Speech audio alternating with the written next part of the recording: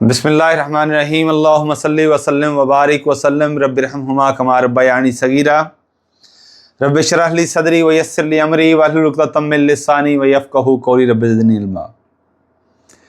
Dear students, आज का जो लेक्चर है वो कंपटीशन की कोई भी पोस्ट हो, वो इंस्पेक्टर लीगल हो, वो SDEO पीरा के अंदर हो या FIA के अंदर सब इंस्पेक्टर हो, असिस्टेंट हो, ASI हो, कांस्टेबल हो या ड्राइवर कांस्टेबल हो, या लॉ का कोई भी प्रोफेशन हो, या कंपटीशन के फोरम से, PPSC से, FPSC से बेटा कोई भी सीट अगर एडवर्टाइज होती है, उसके लिए आज का लेक्चर इतना इंपॉर्टेंट है जितना कोई दीगर सब्जेक्ट इंपॉर्टेंट हो सकता है। इसलिए मैंने अपने सारे ग्रुप्स के अंदर ये लिंक शेयर किया है। आप अटेंटिव होकर सुनिएगा ताकि आपकी कंसेप्चुअल क्लैरिटी आ जाए और वो क्वेश्चंस जो कॉन्स्टिट्यूशन 1973 के अंदर से या इन हमारे तीनों कॉन्स्टिट्यूशंस के अंदर से पूछे जा सकते हैं, आपको उनके बारे में आगाही होनी चाहिए।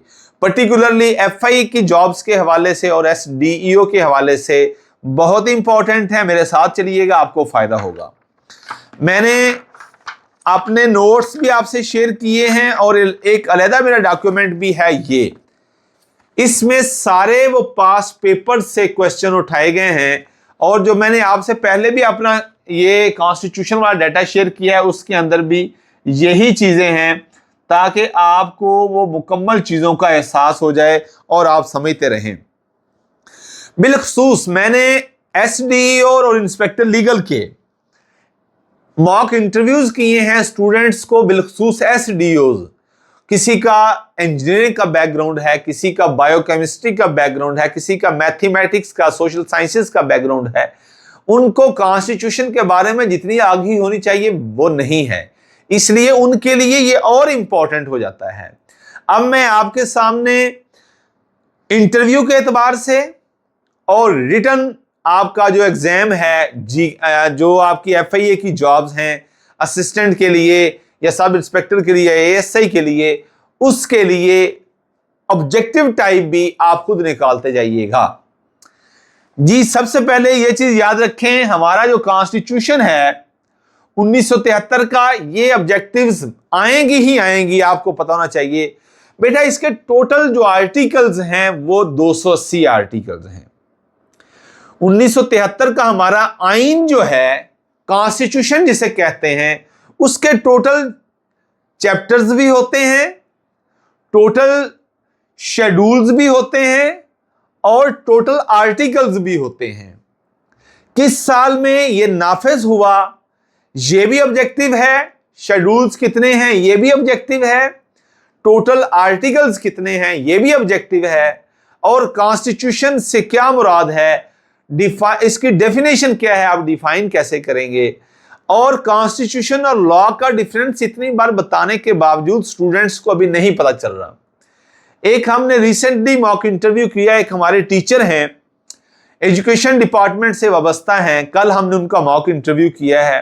अल्लाह ने उनको जबरदस्त अपॉर्चुनिटी दी है कि वो अपनी थोड़ी सी अब कोशिश से, हिम्मत से अपना लास्ट माइलस्टोन क्रॉस करके एजुकेशन डिपार्टमेंट से एक छोटे से स्केल से वो 16 ग्रेड के अंदर पीरा डिपार्टमेंट जैसे मुतहर्रिक और डायनामिक डिपार्टमेंट के अंदर एक अपना अच्छे कैरियर का स्टार्ट कर सकते हैं। इससे पहले कि मैं डिटेल में जाऊं, आपको बेटा बता दूं, जो आपको डेफिनेशन बताऊंगा यही याद रख लीजिएगा। रियासत के 3 पिलर्स होते हैं।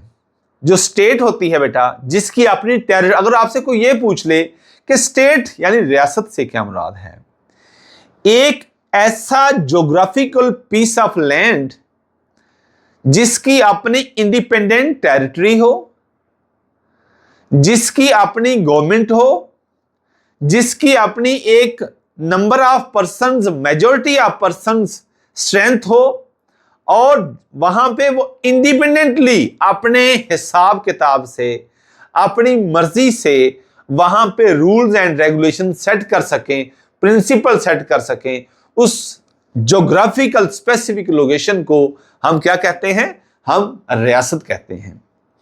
रियासत की जो सबसे इंपॉर्टेंट चीज है, वहां पे जो इक्तदारे आला है वो एक खास शख्स के हाथ में दिया होगा।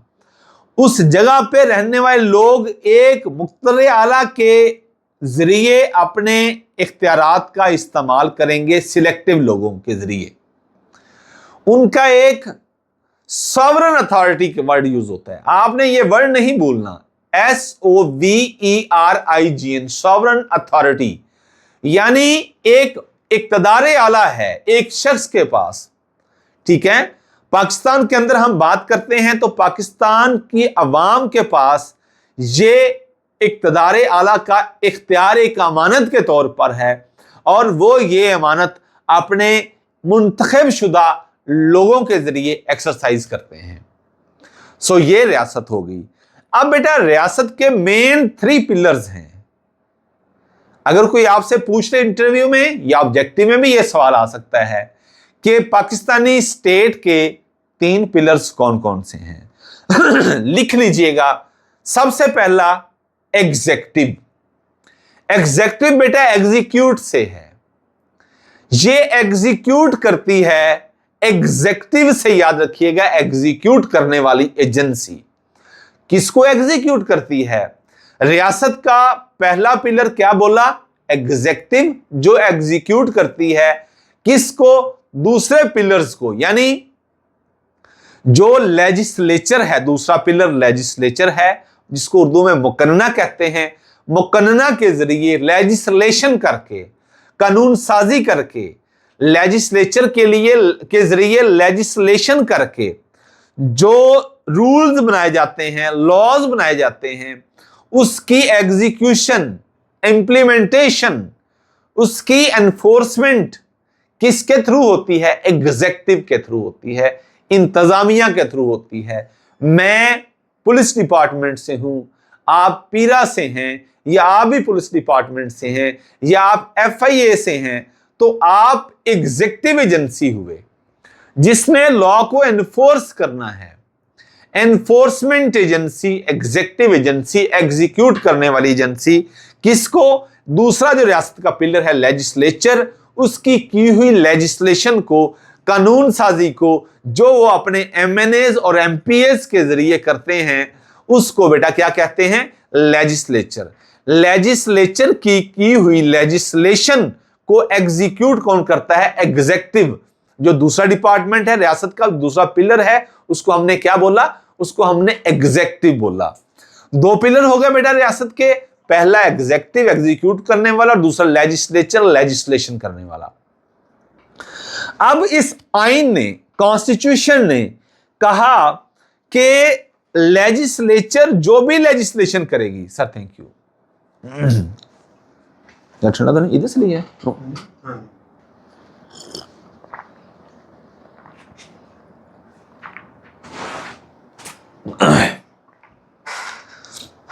अभी पीना है? अच्छा। लेजिस्लेचर जो भी लेजिस्लेशन करे, कानून साजी करेगी, वो आइन की रूल से मुतसादम नहीं होनी चाहिए। वो कॉन्स्टिट्यूशन का जो स्पिरिट है उसके अगेंस्ट नहीं होनी चाहिए। अब इसका ख्याल किसने रखना है?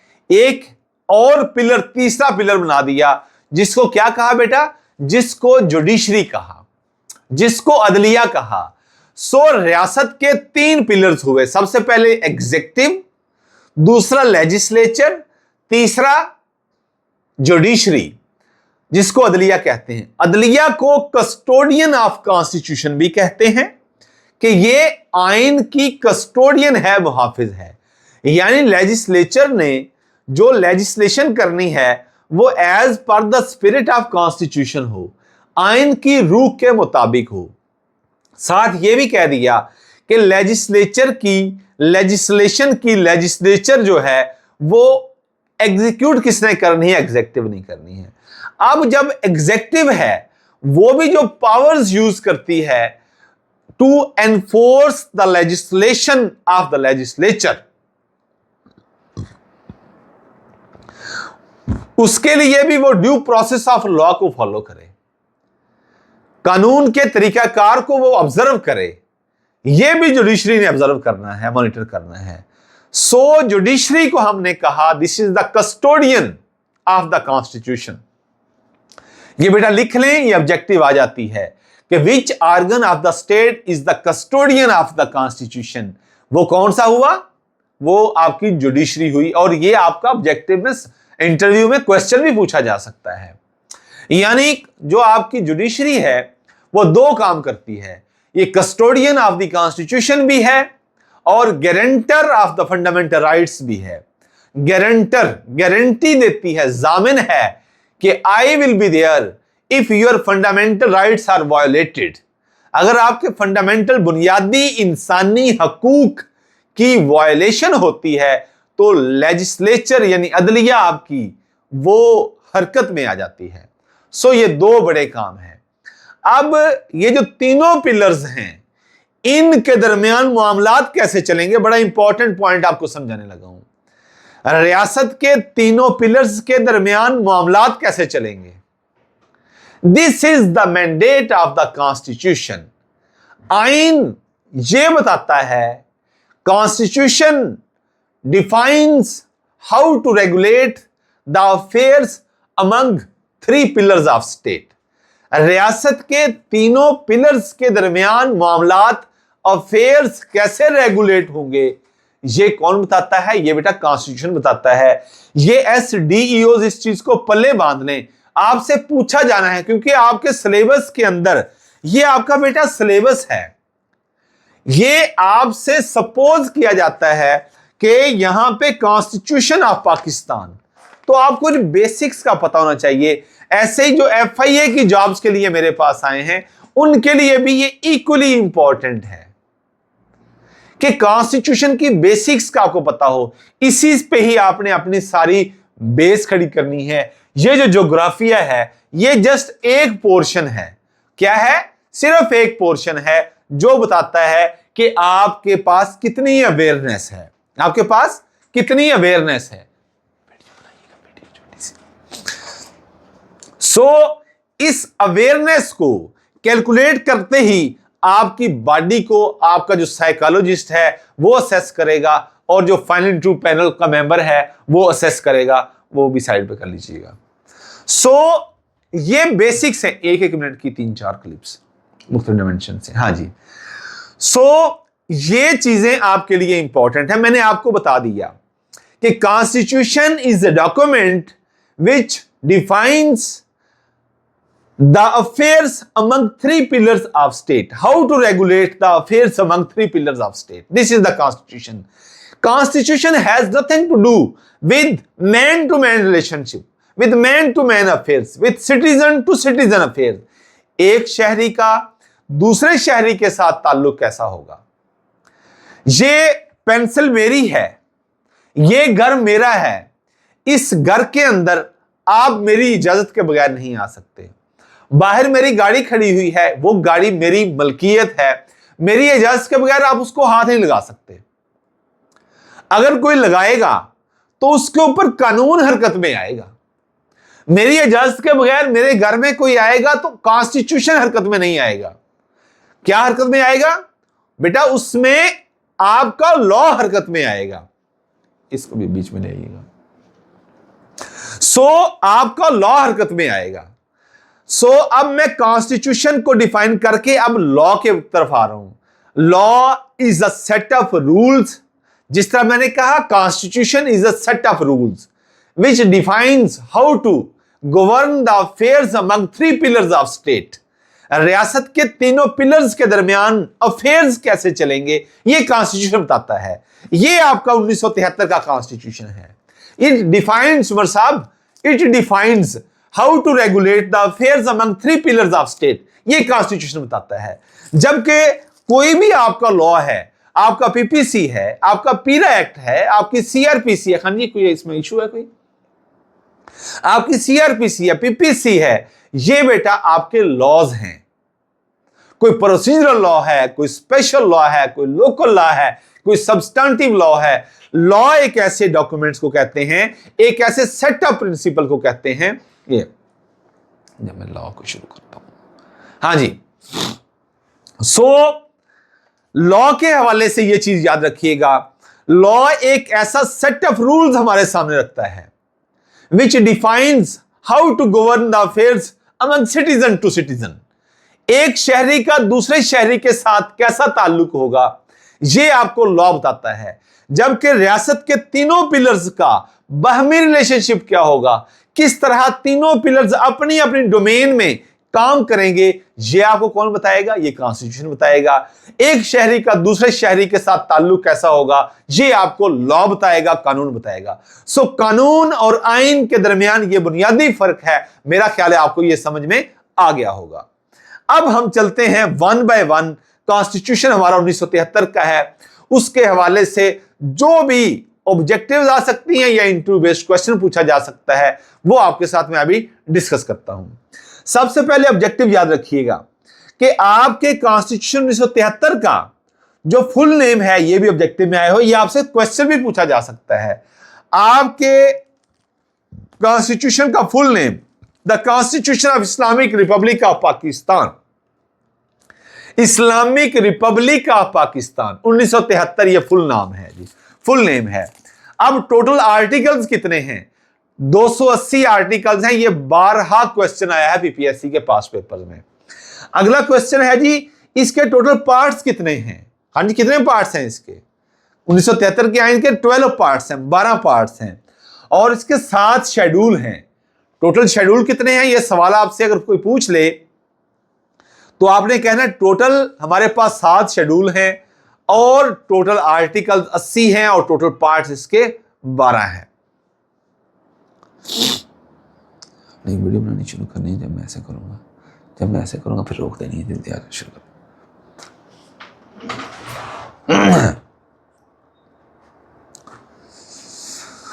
हाँ जी, 3-4 चीजें हैं, रिपीट कर रहा हूं। कॉन्स्टिट्यूशन के ओवरऑल स्ट्रक्चर के हवाले से, 1973 के कॉन्स्टिट्यूशन स्ट्रक्चर के हवाले से, इसका असल नाम क्या है, फुल नेम इसका constitution of Islamic republic of Pakistan. Constitution of Islamic republic of Pakistan एक चीज हो गई। इसके टोटल आर्टिकल्स कितने हैं, 280 आर्टिकल्स हैं, 280 आर्टिकल्स हैं। टोटल पार्ट्स कितने हैं, इसके टोटल 12 पार्ट्स हैं, और इसके टोटल शेड्यूल कितने हैं, याद रखिएगा टोटल 7 शेड्यूल्स हैं। ये वो क्वेश्चंस हैं जो ओवरऑल पूछे जा सकते हैं इसके नोमेनक्लेचर के हवाले से। ओके, ठीक।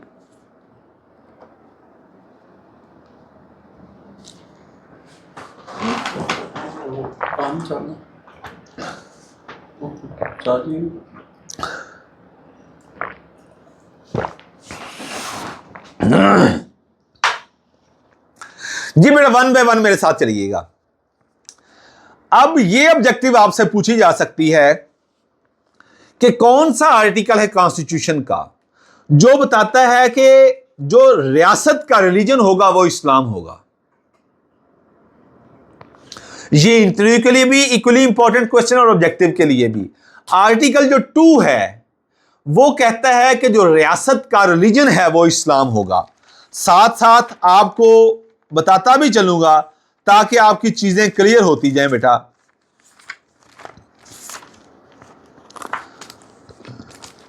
जो पहला आर्टिकल है पार्ट 1 का, वो बताता है रिपब्लिक और इसकी टेरिटरीज के हवाले से। रिपब्लिक और इसकी टेरिटरीज के हवाले से वो लिखता है कि Pakistan shall be a federal Republic. Federal Republic, federal बेटा उसे कहते हैं जिसके यूनिट्स हों। वफाक एक ऐसा नुक्ता, एक ऐसा सेंटर ऑफ पावर्स जिसके यूनिट्स हों और यूनिट्स मिलके अपना एक मरकज कायम करें, जिसको वफाक का नाम दिया जाता है। और उसके यूनिट्स क्या कहलाते हैं, स्टेट्स भी कहलाती हैं जैसे इंडिया के अंदर है, प्रोविंसेस भी कहलाते हैं जैसे पाकिस्तान के अंदर है, काउंटीज भी कहलाती हैं जैसे न्यूजीलैंड के अंदर है। सो जहां पे यूनिट्स होंगे, यूनिट्स मिलके अपना एक मरकज बना लेते हैं, जिसको वफाक कहते हैं, फेडरल रिपब्लिक होगी। Pakistan shall be a federal republic to be known as the Islamic republic of Pakistan. यह बेटा पहला आपके 1973 के आइन का आर्टिकल है कि पाकिस्तान एक फेडरल रिपब्लिक होगी। यह आपसे क्वेश्चन पूछा भी जा सकता है कि पाकिस्तान एक फेडरल रिपब्लिक है, यह कहां लिखा हुआ है, तो आप बता सकते हैं कि आर्टिकल 1 इस चीज को डिफाइन करता है। और इस चीज की इसकी जो टेरिटरीज हैं ये कहां पे डिफाइन है, आर्टिकल 1 के अंदर। सिंपल, आपने इतना ही याद रखना है।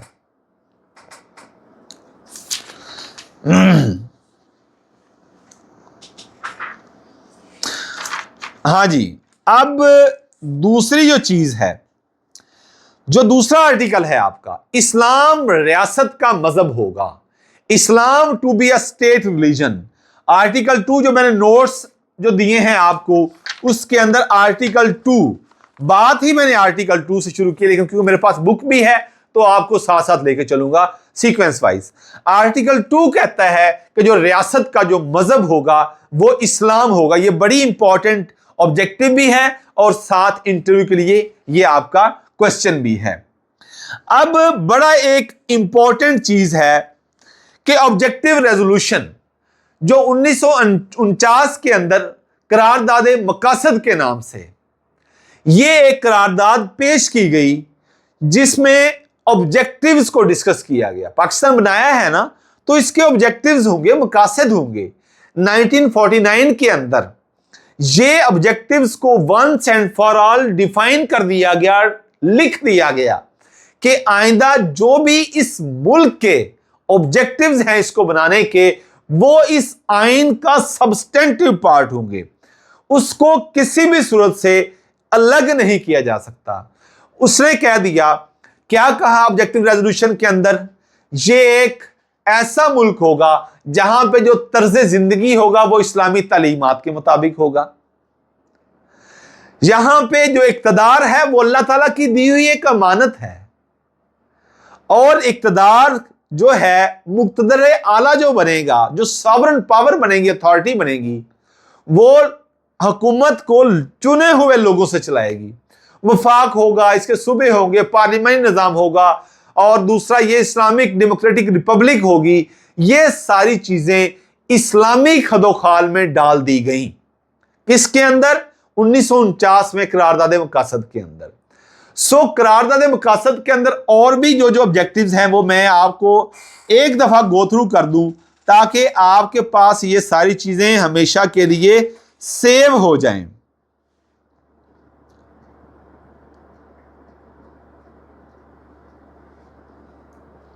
ये 2A है, ये आपने नहीं भूलना, ये बारहा आपसे पूछा जाएगा कि 2A जो आर्टिकल है, 2A बाद में अमेंडमेंट के जरिए ऐड किया गया इसके साथ, ऑब्जेक्टिव रेजोल्यूशन 2A, ये 1985 के अंदर एक प्रेसिडेंशियल ऑर्डर के जरिए इसका पार्ट बना दिया गया।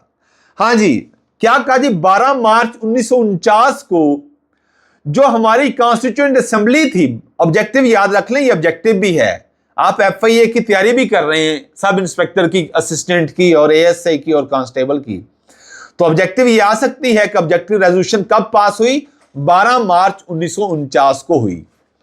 हमने ये कहा कि लियाकत अली खान की लीडरशिप में ये पास हुई, और इसने फाउंडेशनल बुनियादें जो खड़ी की, उसके प्रिंसिपल दे दिए कि आइंदा जो भी लॉज पास होंगे वो इसके अंदर होंगे, इस ऑब्जेक्टिव रेजोल्यूशन के दिए गए मैंडेट से हटके नहीं होंगे। इसलिए इसको कहा गया कि ऑब्जेक्टिव रेजोल्यूशन, करारदाद मकासद, अब इससे हटके और कोई कानून नहीं बनेगा।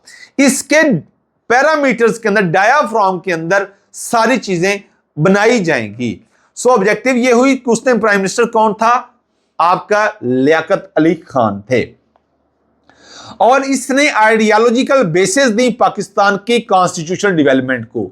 आइंदा जो भी अमेंडमेंट्स होंगी, कॉन्स्टिट्यूशनल डेवलपमेंट्स होंगी, वो सारी किसके अंदर होंगी? इसके अहाते के अंदर होंगी, ऑब्जेक्टिव रेजोल्यूशन के अंदर। और इसलिए इसको करारदाद मकासद किया।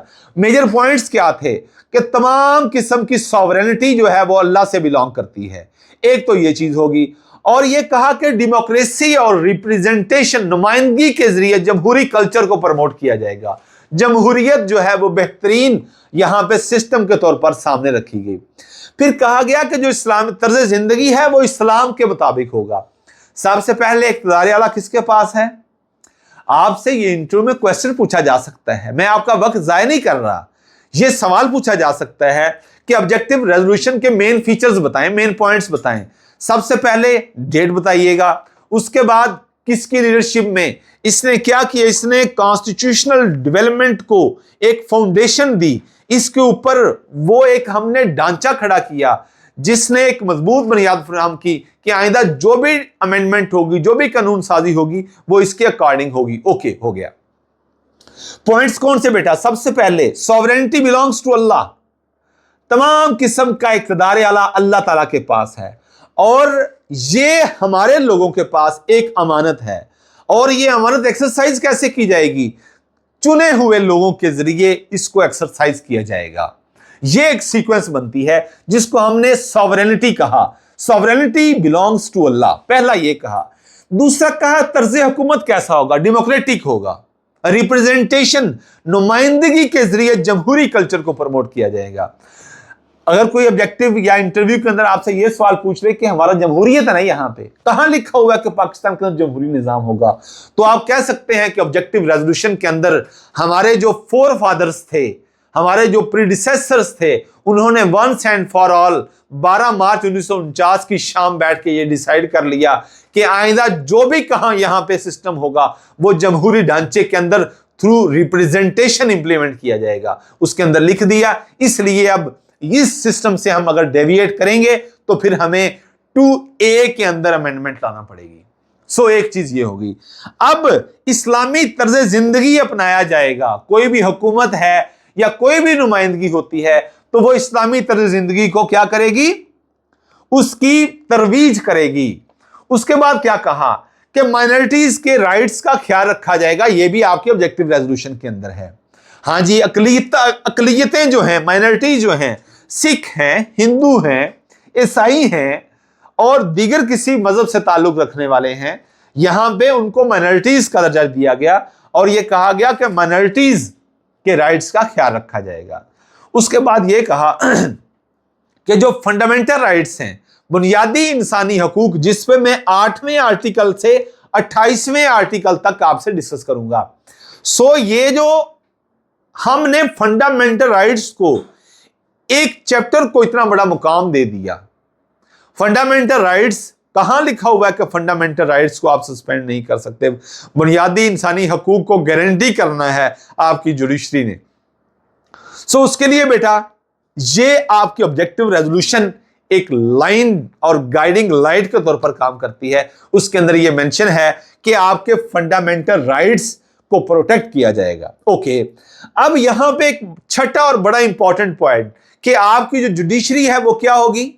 वो इंडिपेंडेंट होगी। हमेशा हम कहते हैं कि किसी भी रियासती इदारे के अंदर जो उसका जज़ा और सजा का निज़ाम है, अगर वो मौसर, एक्टिव, इफेक्टिव और वाइब्रेंट नहीं है तो वो मुआशरे की तबई उम्र बड़ी मुख्तसर होगी।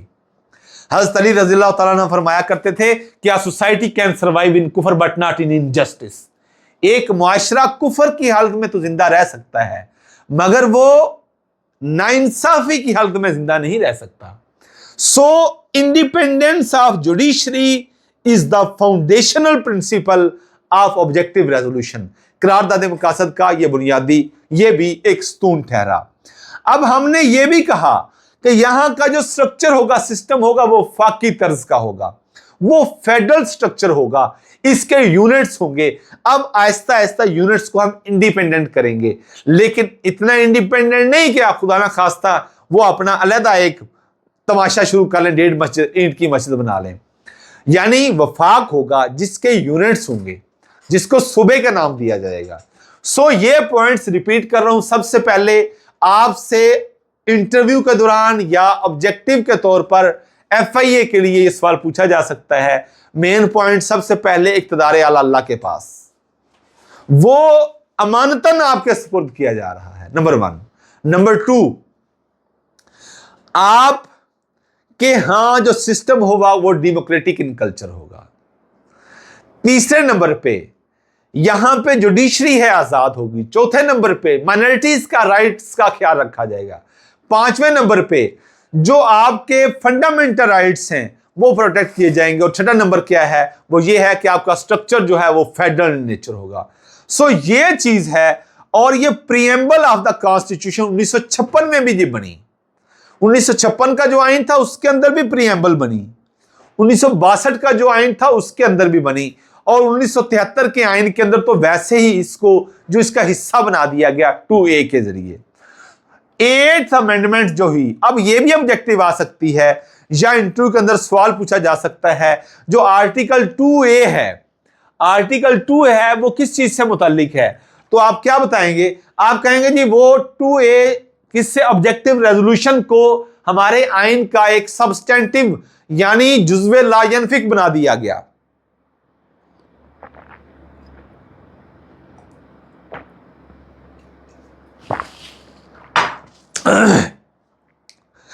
ये आइन का हिस्सा बना दिया गया। कब बनाया गया? तो आप कहेंगे सर 8वीं तरमीम 8th अमेंडमेंट के जरिए 1985 में ज़ियाउल हक के दौर में इसको कॉन्स्टिट्यूशन को, जो हमारी ऑब्जेक्टिव रेजोल्यूशन है, इसको कॉन्स्टिट्यूशन का जो है पार्ट बना दिया गया 2A के जरिए। तो ये इस्लामिक डेमोक्रेटिक स्टेट को डिफाइन करती है ऑब्जेक्टिव रेजोल्यूशन 2A के जरिए। सो ये इंपॉर्टेंट चीजें थी जो 2A के हवाले से मैंने आपको बता दी।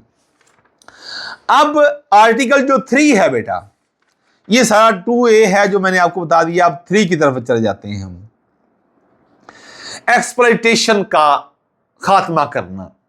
एक्सप्लॉयटेशन ये सुन्नी है, ये शिया है, ये अहले हदीस है, ये सिख है, ये हिंदू है, ये पारसी है, ये किसी और मजहब से ताल्लुक रखता है, ये काला है, ये गोरा है, ये अराई है, ये जट है, ये चीमा है, ये कंबो है, ये किसी भी जात से ताल्लुक रखता है।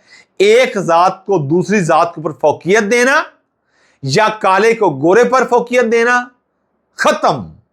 एक्सप्लॉयटेशन किसी भी किस्म का, वो मेरा अजीज है तो इसको ज्यादा प्रेफरेंस दी जाएगी, वो मेरा दुश्मन है तो उसको दूर रखा जाएगा।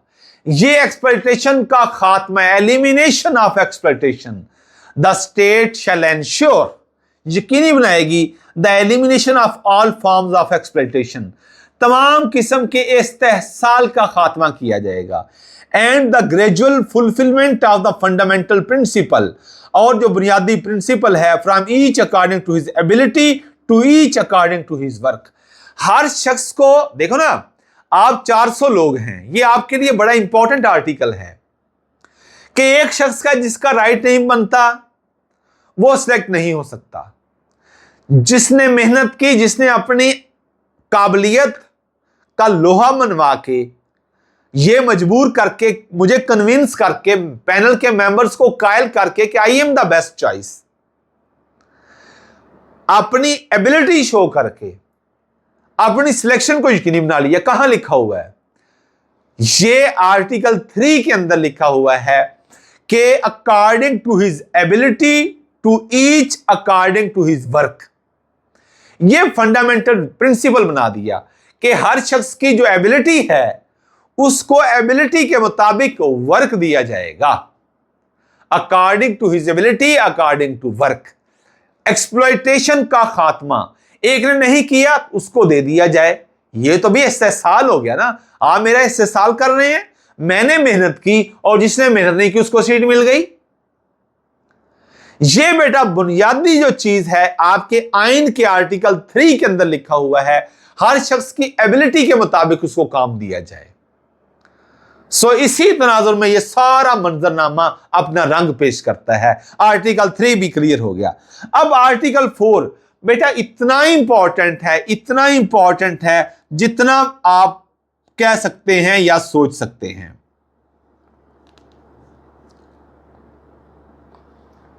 आर्टिकल 4 बेटा guarantees the right of individual to be dealt with in accordance with law। ये मेरा राइट है कि कानून के मुताबिक मुझे डील किया जाए। Every right of individual to be dealt with in accordance with law। कानून के मुताबिक हर शख्स को जो है ना डील किया जाएगा। To enjoy the protection of law, आपको प्रोटेक्शन ऑफ लॉ हासिल है। कानून कहता है कि आपकी इज्जत पे डाका ना डाला जाए। कानून कहता है कि आपकी लाइफ, लिबर्टी और प्रॉपर्टी को रियासत प्रोटेक्ट करे। आपको कानून के मुताबिक डील किया जाए। मैं क्यों आपको मुताबिक कानून के मुताबिक डील करूं? सवाल बन सकता है ना, मैं आपसे इंटरव्यू के दौरान क्वेश्चन कर सकता हूं ना कि why should I deal you in accordance with law where it has been guaranteed in the constitution. Constitution के अंदर कहां यह गारंटी दी गई है कि आपको कानून के मुताबिक बर्ताव किया जाए? आपके साथ कानून के मुताबिक बर्ताव करने की गारंटी आपका आर्टिकल 4 देता है। यह भूलना नहीं है आपने। अब no action detrimental to life, liberty, body, reputation और प्रॉपर्टी। याद रखिएगा, जो आपकी शोहरत है यह भी आपकी प्रॉपर्टी है। नेक नामी अल्लाह हर एक को दे, आपकी नेक नामी की अल्लाह हिफाजत करे। सो ये जो रेपुटेशन है यह भी आपकी प्रॉपर्टी है, इसकी प्रोटेक्शन भी रियासत की जिम्मेदारी है। रियासत कहती है कि लाइफ, लिबर्टी, बॉडी, रेपुटेशन या property of any person shall be taken accept in accordance with law. कानून के मुताबिक उसके साथ डील किया जाएगा। क्लियर हो गया? No person shall be prevented from or be hindered in doing that which is not prohibited by law. अगर कानून ने नहीं रोका तो आप नहीं रोक सकते, ये आर्टिकल 4 ने गारंटी दे दी। अब आर्टिकल 5 में आ जाए बेटा जी। आर्टिकल 5 क्या कहता है? आपका रियासत के साथ आपको लॉयल होना पड़ेगा। बड़ा इंपॉर्टेंट आर्टिकल है। Loyalty to the state and obedience to the constitution and law. आपको रियासत के साथ वफादारी शो करनी पड़ेगी। कहां लिखा हुआ है? आपसे सवाल पूछा जा सकता है, ऑब्जेक्टिव में भी यह सवाल आ सकता है कि लॉयल्टी टू द स्टेट, रियासत के साथ वफादार होना पड़ेगा। और कानून और आइन दोनों के दरमियान डिफरेंस मैंने आपको बता दिया है। कानून और आइन की ओबीडियंस करनी है, बिल्कुल करनी है। किसने करनी है, किसने कहा है? ये आपका आर्टिकल 5 कहता है loyalty to the state as the basic duty of every citizen. हर शहरी की यह बुनियादी ड्यूटी है कि वो रियासत के साथ लॉयल रहे। ओके, ये हो गया। Obedience to the constitution and law is the inviolable obligation of every citizen. उसकी इनवायलेबल ऑब्लिगेशन है, उसको वायलेट नहीं कर सकता। ओके हो गया। Wherever he may be and of every other person for the time being within Pakistan. ये हो गया। अब नंबर 6 आर्टिकल जो है ये है गद्दारी से डील करना, हाई ट्रीजन जिसे कहते हैं। अगर कोई पूछ ले कि हाई ट्रीजन से कौन सा आर्टिकल डील करता है तो आप बता सकते हैं कि आर्टिकल 6। कौन सा आर्टिकल कहता है कि आप कानून के मुताबिक डील किया जाए? आर्टिकल 4। कौन सा आर्टिकल कहता है कि आपको कानून की ताबेदारी करनी पड़ेगी, आइन की ताबेदारी और फरमाबरदारी करनी पड़ेगी, आपको रियासत से जो है लॉयल होना पड़ेगा? कौन सा आर्टिकल कहता है? आर्टिकल बेटा 5 कहता है। अब article 6 high treason. Any person who abrogates, जो खत्म करता है, सस्पेंड करता है, और अटेम्प्ट्स और कॉन्स्पायर्स टू एब्रोगेट, मनसूख करने की, सस्पेंड करने की साजिश भी कोई करेगा या उसकी तहरीबकारी कोई करेगा इस आइन को फोर्स के जरिए या किसी और अनकॉन्स्टिट्यूशन तरीके से, तो वो हाई ट्रीजन, बहुत बड़ी गद्दारी का वो मुर्तकब ठहरेगा। ये आर्टिकल 6 ने कहा। एनी पर्सन, अगर कोई इसके लिए एड भी दे या बेट भी करे, इयानत करे, उसकी किसी को सपोर्ट करे, mention in clause 1 shall likewise guilty of high treason और shall by law punishment of person found guilty of. अब यह भी बड़ी इंपॉर्टेंट ऑब्जेक्टिव है कि अगर कोई शख्स हाई ट्रीजन का, गद्दारी का, यानी कानून को सस्पेंड करने का, एब्रोगेट करने का मुर्तकब ठहरा है तो उसकी सजा कौन डिफाइन करेगा? ये ऑब्जेक्टिव आई हुई है पास्ट पेपर्स के अंदर। ये आर्टिकल 6 के अंदर लिखा है कि पार्लियामेंट डिफाइन करेगी उसकी सजा क्या है। लिख लो, parliament, Majlis Shura parliament shall by law provide for the punishment of person found guilty of high treason.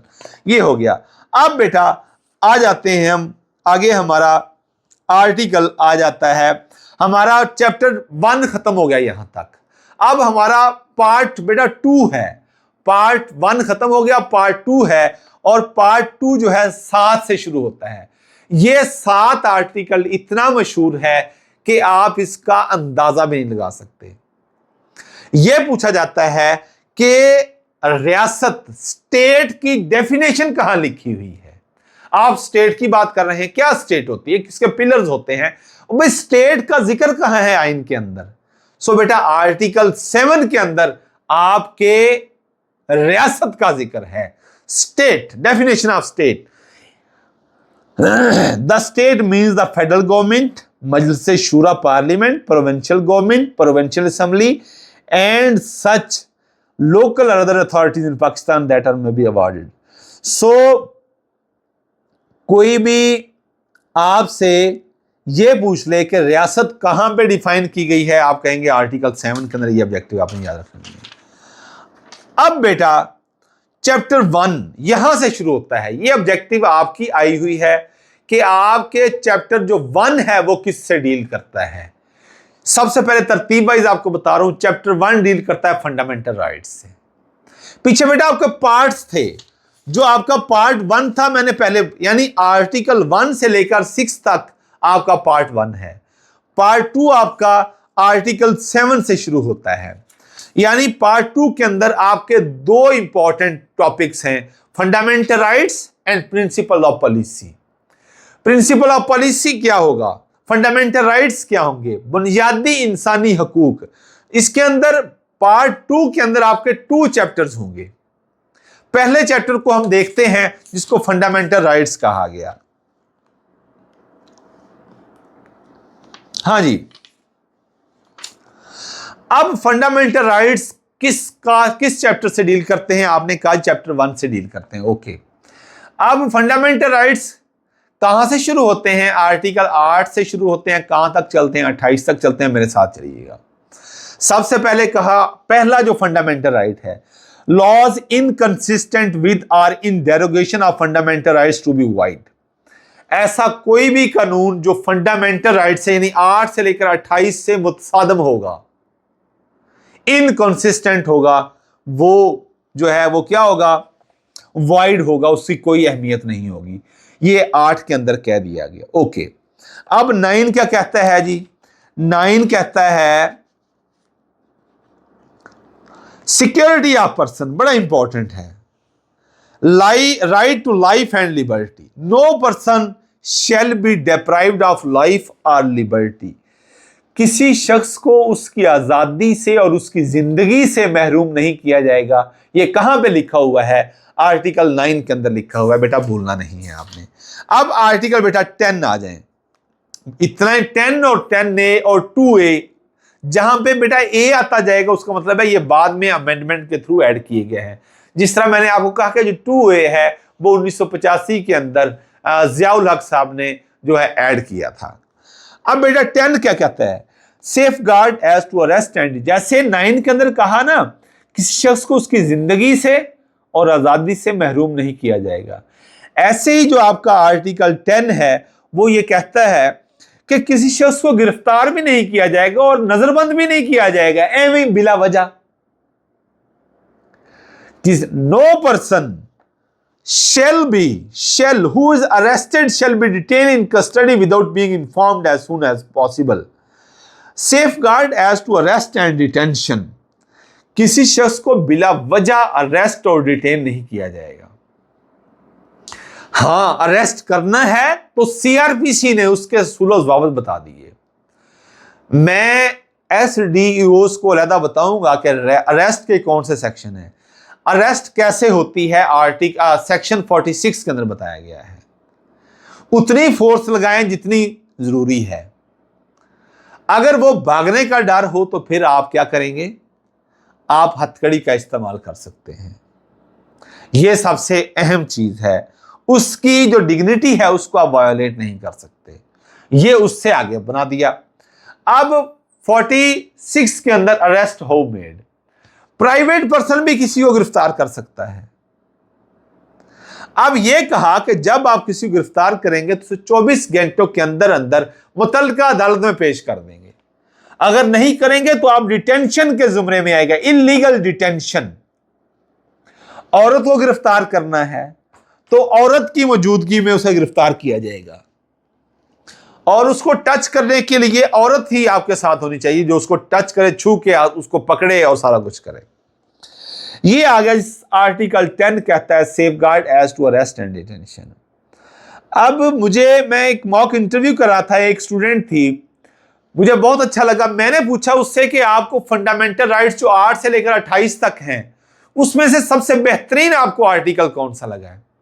तो उसने कहा कि सर मुझे सबसे अच्छा, क्योंकि मैं लॉ से रिलेट करती हूं, मैं वकालत करती रही हूं, तो जो फेयर ट्रायल है, जिसके अंदर एक शख्स अगर उसके ऊपर कोई एलिगेशन आता है तो उसको मुकम्मल इख्तियार होता है उसको वो साबित कर सके।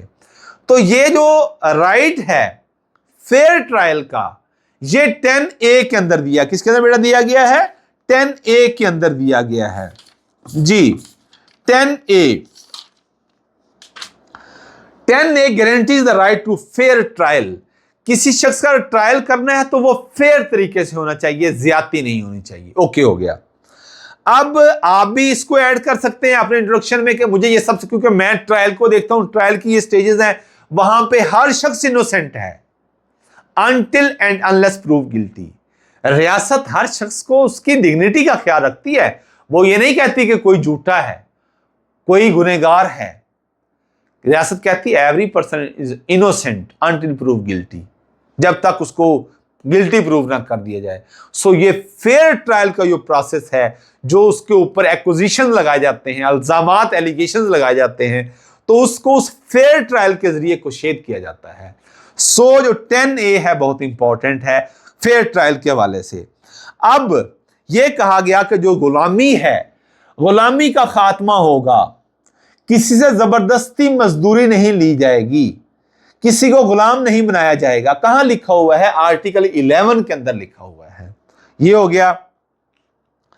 अब चाइल्ड लेबर भी नहीं होगी, फोर्स लेबर भी नहीं होगी, ये कहां लिखा हुआ है? आर्टिकल 11 के अंदर लिखा हुआ है।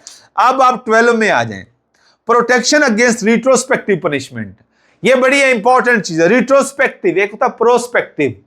हम प्रोस्पेक्टस लेने जाते हैं ना, जब हम किसी यूनिवर्सिटी या कॉलेज में जाते हैं एडमिशन के लिए, प्रोस्पेक्टस दे दें। प्रोस्पेक्टस और रिट्रोस्पेक्टस, प्रोस्पेक्टस आने वाले सालों में हम क्या आपको लाहेअमल देंगे, हम आपके 4 सालों को, 5 सालों को, 3 सालों को, 2 सालों को कैसे लेके चलेंगे। अब रिट्रोस्पेक्टिव एक कानून आज आया है, मैंने कल गलती की थी, आज कानून बन गया। मेरी वो कल की गलती गैर कानूनी नहीं थी, लेकिन आज के कानून के मुताबिक वो मेरी कल की गलती गैर कानूनी बन गई।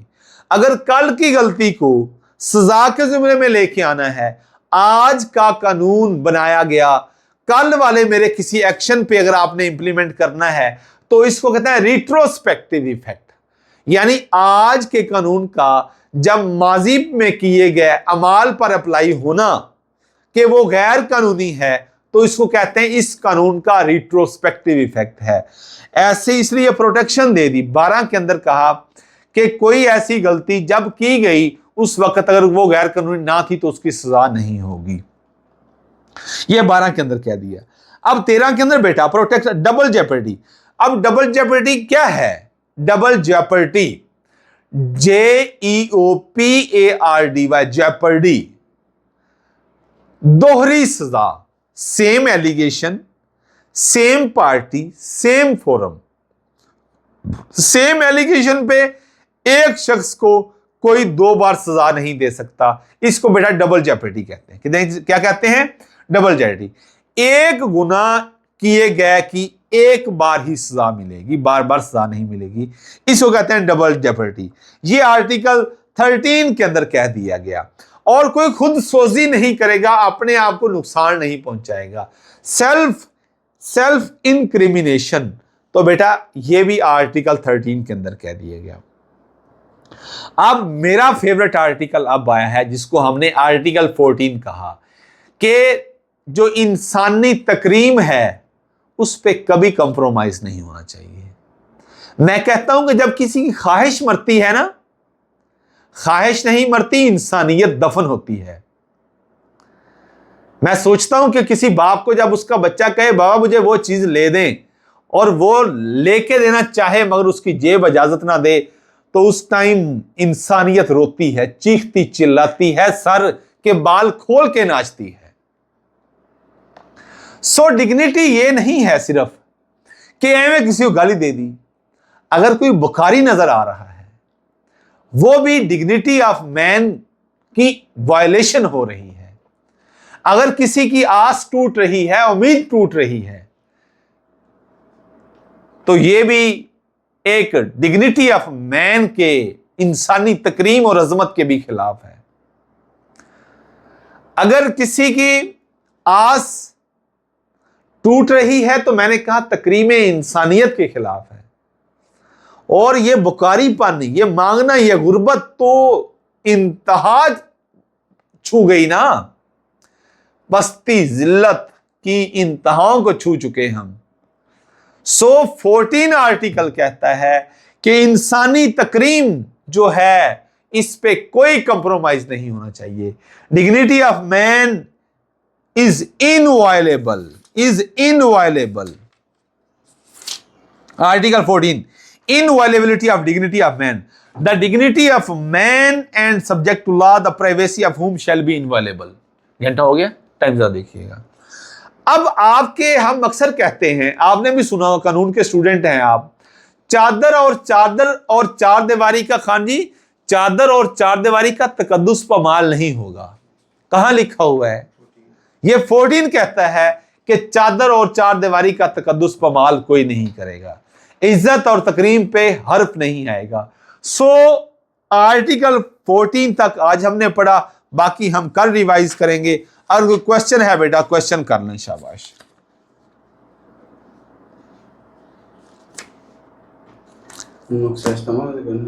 नहीं, वो उनके पास होता है।